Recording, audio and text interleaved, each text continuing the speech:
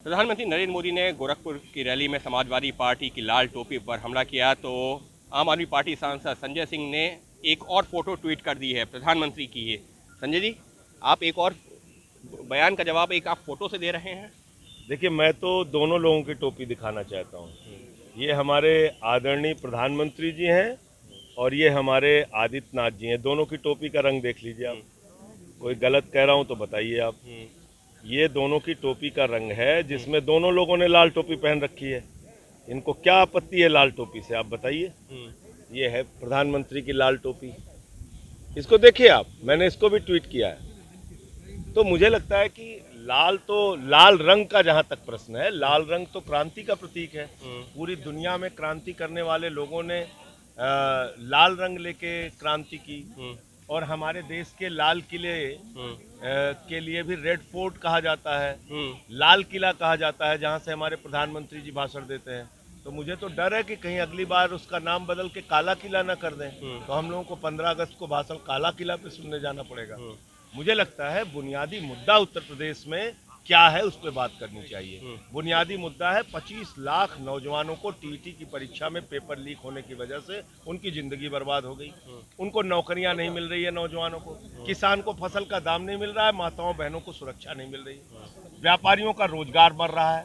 मुद्दा ये है, लेकिन उन मुद्दों से ध्यान भटकाने के लिए कभी जालीदार टोपी, कभी लुंगी, कभी काली टोपी, कभी लाल टोपी, कभी पीली टोपी, कभी हरी टोपी, इन बहस में आप क्यों उलझाना चाहते हो?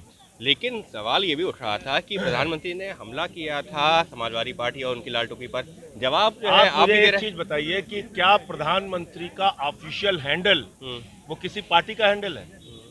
प्रधानमंत्री का ऑफिशियल हैंडल इस देश के, भारत के सरकार के प्रधानमंत्री का हैंडल है। वो ट्विटर हैंडल से अगर एक ट्वीट आप करते हैं जिसमें लाल टोपी और रेड अलर्ट और आतंकवादियों को छुड़ाने वाले और पता नहीं क्या क्या लिखते हैं, पहली बात तो ये प्रधानमंत्री की गरिमा के खिलाफ है। और दूसरी बात, जब उस ट्विटर हैंडल से आपने कोई ट्वीट किया तो उसको हर एक जागरूक नागरिक को उसका रिप्लाई करना चाहिए। बीजेपी के कुछ जो है नेता आपके जो है जो ट्वीट पर, आपके बयान पर सवाल खड़े कर रहे हैं। हाँ, मैंने सुना केशव प्रसाद मौर्य ने कहा कि ये नगर निगम चलाने वाले लोग हैं। अब केशव प्रसाद मौर्य पे तो मुझे दया आती है। कभी उनका बोर्ड उखाड़ के फेंक दिया जाता है, कभी भूमि पूजन में मैंने देखा टेंट वालों के साथ बैठे हुए थे वो। तो ऐसे लोगों के बारे में क्या बोलूं। देश में ओमिक्रॉन के मामले बढ़ रहे हैं, उसी को देखते हुए यूपी सरकार ने, लखनऊ प्रशासन ने लखनऊ में धारा 144 लागू कर दी है। इस सब के बीच में अलग अलग राजनीतिक दलों की, सभी राजनीतिक दलों की जो यूपी चुनावों में उतर रहे हैं वो रैलियां भी कर रहे हैं। सवाल जरूर खड़ा हो रहा है। हमारे साथ मौजूद है आम आदमी पार्टी सांसद संजय सिंह।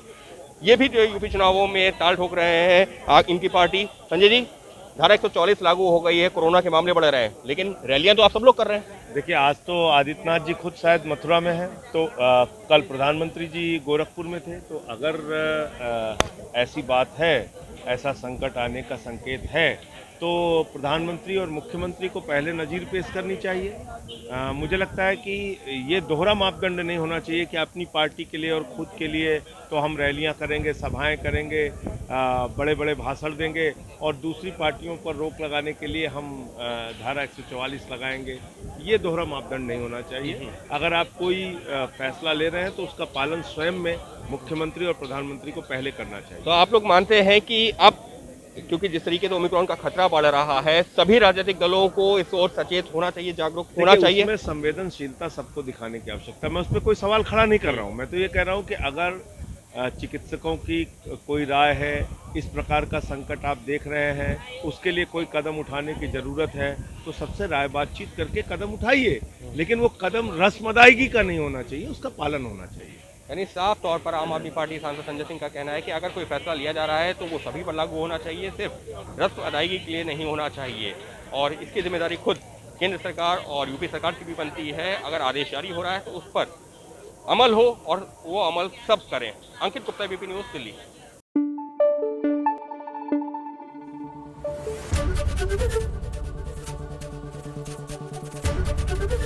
एबीपी न्यूज़ आपको रखे आगे।